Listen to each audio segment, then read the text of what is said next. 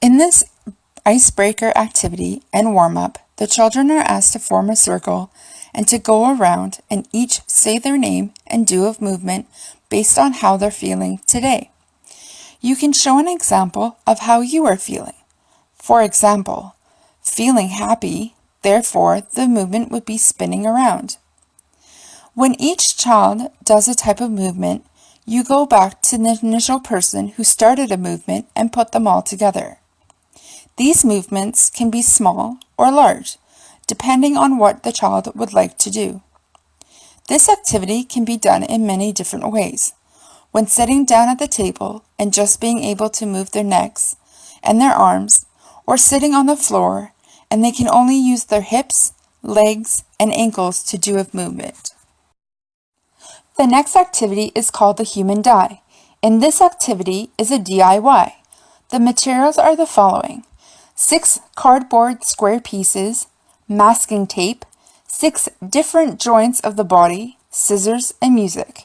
In this activity, you are making a human die activity. You start by taping and placing the square pieces together to form a die. Then you take your pictures that you have selected, for example, the elbow, the wrist, the knee, the ankle, the fingers, and the shoulders. You place these pictures on the squares and have a child roll the dice. Depending on what it lands on is the movement that they do the music to. For example, if it's a shoulder, they can move their shoulders up and down to the beat of the music. Teaching children the different joints in their bodies through dance is a fun, interactive way to get them moving and to understand how the body functions through dance.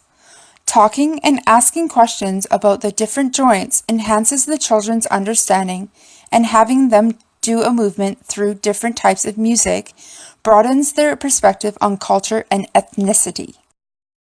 The spine is a very important joint in our bodies as it allows us to keep posture when doing different movements, supports our upper body, and protects the spinal cord.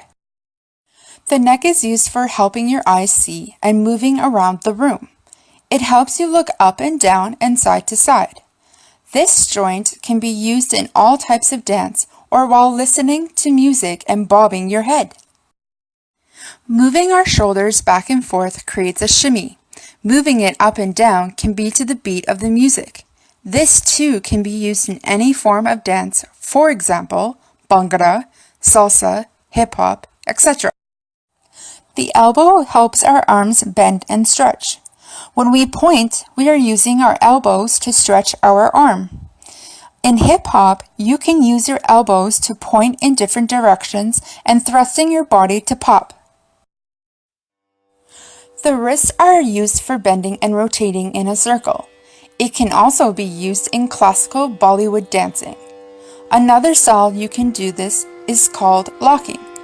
This is under the umbrella of street dance. Street dance is often considered urban folk dance.